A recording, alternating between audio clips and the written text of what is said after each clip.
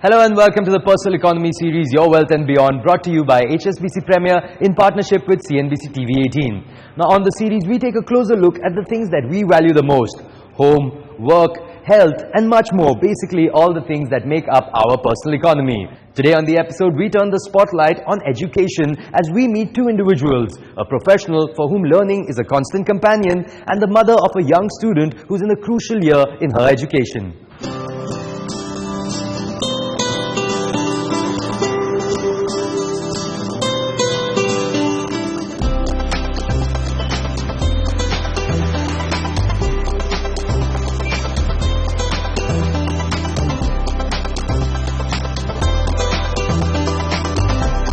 I studied journalism and I started out as a television journalist.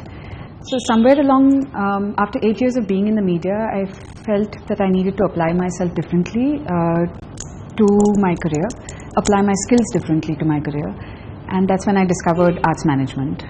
And yes, now, I studied arts management and now I manage a lovely little gallery where I continue learning.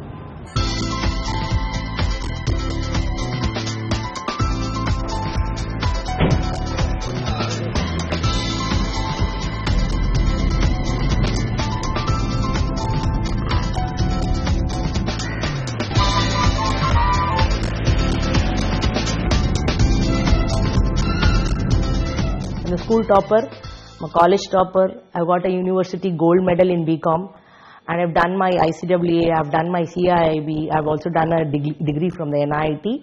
So I love academics, I love to study. And then I was working in a foreign bank. Then I got married and then I had my daughter. Then for a few years my parents were taking care. Then when my husband got transferred to Mumbai, I decided I have to quit my job because it was an afternoon session there for her and she'll be alone in the morning. I had to put her under the care of a caretaker, which I was not willing to.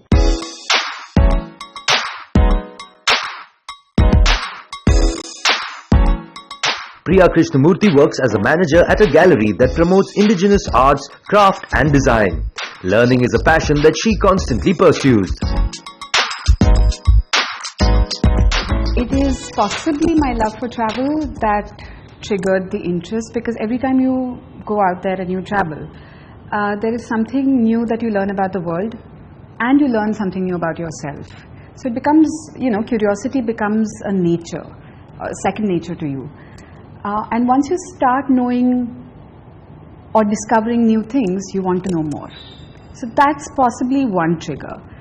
Secondly, I'm surrounded by people who are incredible repertoires of knowledge in some sense. They know so much about all that is happening. When you come in contact with people who know so much about what they do, and it could be, even the chai wala who knows so much about the way he makes chai, you want to know more and you want to keep asking.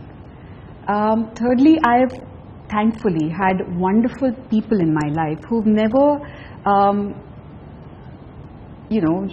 discouraged me asking questions, who've never discouraged me from asking why or why not. So when you have people who encourage your curiosity, you continue asking questions and you want to know more. When her husband and daughter leave home in the morning, Sudha Kesavan spends her time in online trading. She then dedicates the major part of the day to her daughter.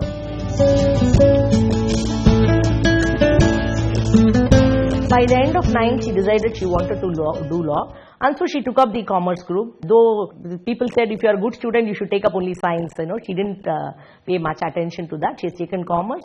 She's doing well, and she wanted to get into a good law university. She will do from a good university, and she wants to do a very good internships. And basically, she wants to be either a corporate lawyer or want to be on her own. As of now, we feel that for a UG, sending her abroad wouldn't be okay, because we feel that the Indian education system for a UG is very good compared to most of the foreign university. But as of now, we are planning to send her only for PG. I think Indians in general, for Indians in general, education is extremely important. We've always been told that right from the beginning, that these are the exams that you need to clear, and somehow there's an aspiration of every parent that their child needs to be the best in the class. So education from a very young age has become important for families. It's only getting stronger and stronger. We did a survey recently and we learned that over 90% of the survey, the respondents actually mentioned that they would rather send their child overseas for higher education. What's interesting is that Indians actually were willing to pay a lot more than what they're currently paying than any other country. This is a global survey. Across all countries that we surveyed, Indians were willing to pay about 60 to 70% higher than what they're currently paying. Other countries said 25 to 30% higher. So Indians were the highest. But the institutes that they wanted to go to, the cost of education there was 760% higher than what they're currently paying. So they're willing to pay 60, which they thought is huge, but the cost is 760. It's time for a short break. On the other side, Sudha and Priya continue to tell us about their very distinct journeys. Stay tuned.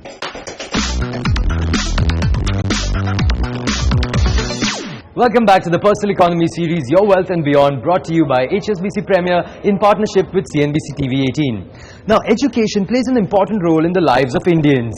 It is an aspect of our personal economy that influences and is influenced by the people around us.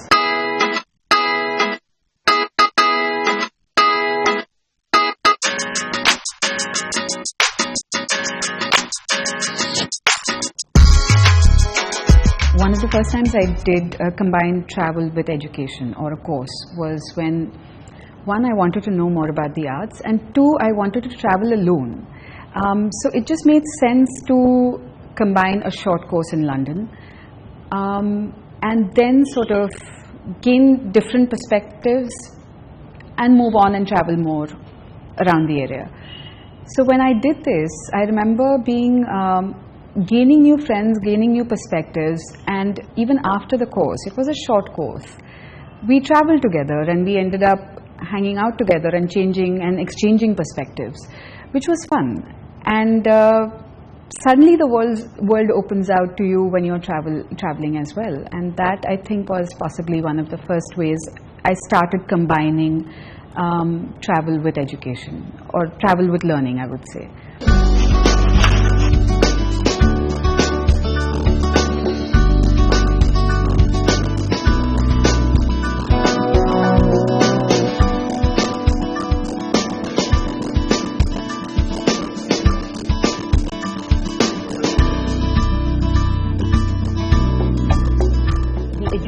Pressure on the parent in placing the child in a good institution is so high that, you know, the entire family works on it. The fact that you will have to study only in a premier institution has become the order of the day.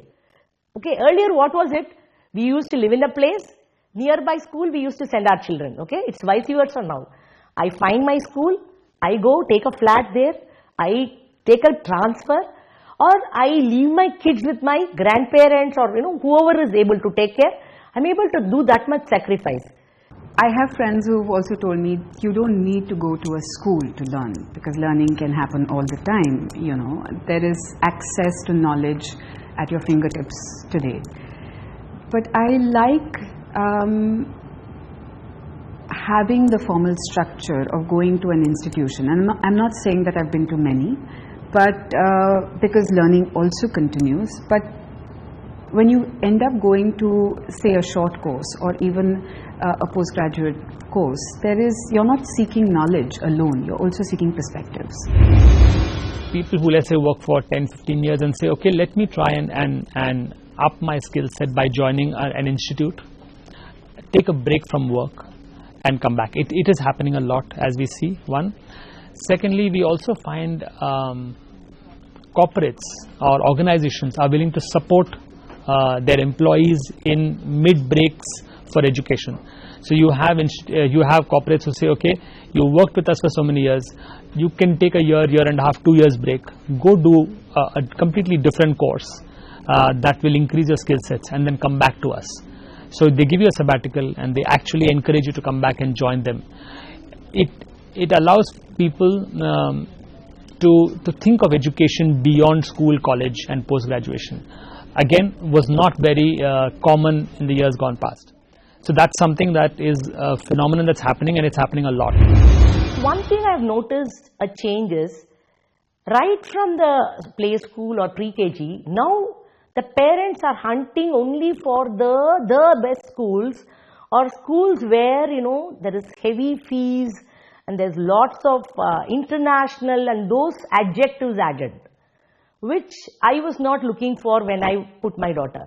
Today everybody wants to go into an international school at pre-KG level because they feel that once I complete my 12th standard, I need not look for any thing for directly she can go to Canada or US or UK and continue her education because it's easier to shift when you study in an international syllabus. Today, at least amongst my peers, I know a lot of people who are no longer in the same career they started out with or studied for right after college. Most people that I know are juggling many interests and also turning their hobbies and interests into career opportunities. 11th and 12th is a real different story.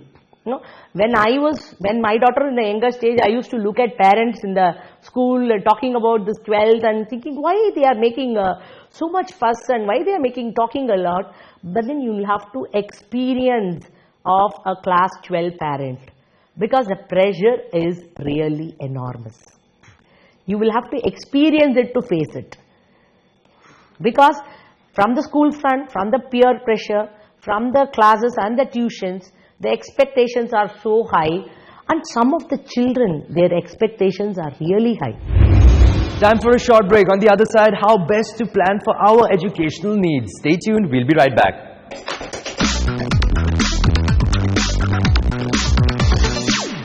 Welcome back. Now, on earlier episodes on the series, we watched key moments from the recently held Personal Economy Summit, Your Wealth and Beyond, brought to you by HSBC Premier in partnership with CNBC TV 18, where experts shared their life experiences on a variety of topics, including their educational journey.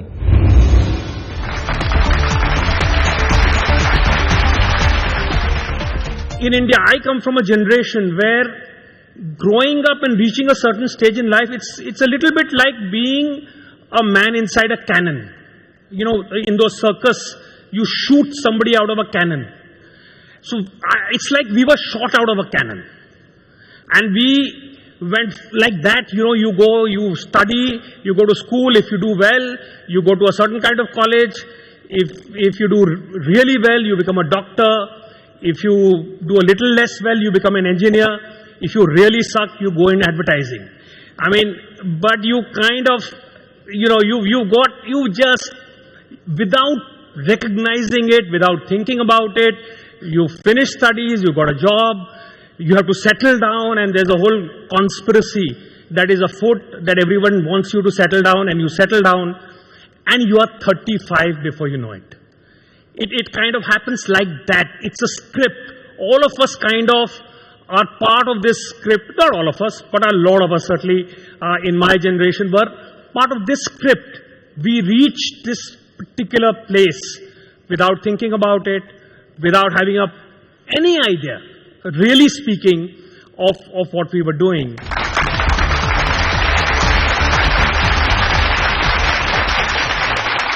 And this is 1998 I'm talking about, because this is the year that I came out of Delhi College of Engineering class, and I wanted to go like yourself into an MBA class. My aspiration was to go to Stanford because Silicon Valley, everything on internet was happening there. And alas, I didn't have money, personal wealth. My family wouldn't have supported the kind of cost that it had, and I didn't assume that I'll get scholarships because I was one of those poor in education kids who had supplies, compartments. And that was because I was a school topper in a Hindi medium school, and my engineering college was in an English medium school. So I had all those Tare Zami Par moment when alphabets are flying. And anyways, engineering classes are boring, they are anyways flying. Well, congratulations. This is starting point of your life of a very different kind. As I heard a while back, Raj talking about that this is the time when your family is supporting you. This is the time, some of you must be getting self-supported, I'm sure about it. But this is the time when you have dreams and you have this typical Y curve. Something that I want to do, something that I think I should do because my family wants me to do. This is the split. It doesn't mean that it is about business or a job. I think it is about what you want to do yourself versus your family.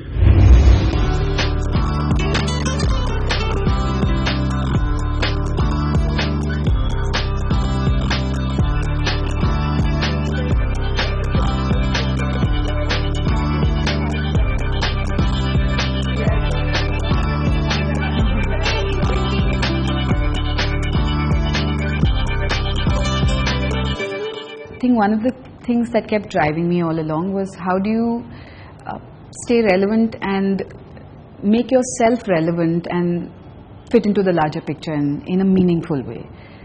And the art gallery and working with the arts allows me to do that. And the good thing is that I work with people who understand my need to continue learning. There are days when I finish work early to attend yet another class that helps me gain perspective about how the arts work in India or how the arts work across the world. And those are things that keep me invested in the work that I'm doing. It's the process of learning is constant.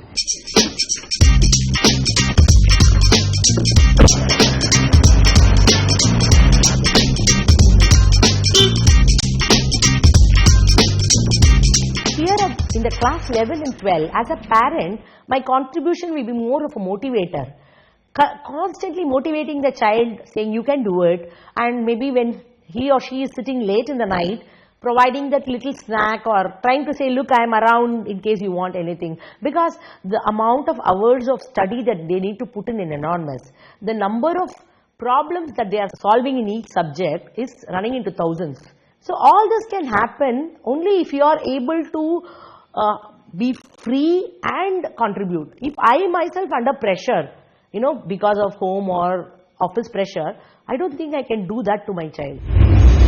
This is an interesting finding that people are looking at education as an investment. So people earlier looked at a fixed deposit as an investment. Then it became, let's say, let's invest into equity markets as an investment because that's going to give me returns. Now people are saying investing in my child's education gets me the highest returns. So even if you were not looking at it emotionally because it's your child and look at it from a sheer financial point of view, the returns that you get from investing the money into your child's education is much higher than anything else. So the need to invest there is very clear. In your goals, how much are you willing to invest towards that education? You got to take into account inflation. You got to take into account exchange rate fluctuation if you're investing overseas. How do you plan that? And that is the financial advice that's required. But it's important to keep that aside every month, every quarter if you can. So a plan is not a one-time activity. It gets made once. It needs to get reviewed at least quarterly, and that's how you build your education corpus. Now when she is about to finish to join college, she is now telling me, look, both of us have done a very good wholesome life. Now I'm going to get into college, I've become bigger. You can also join and do your passion, whether it is training or your online trading, whatever it is, you also go enjoy, make money. Let's enjoy it together. When I look back, honestly, I have no regrets. I have lots of stories to tell. I have some really wonderful people that I've met. I have a story for every small thing that I've done. So which I would think is pretty amazing. Indeed, our stories are endless. But for now, we're at the end of this episode. Stay tuned to the series as we continue to explore all the things that matter to us in our personal economy. Until next time, from the entire team, many thanks for watching.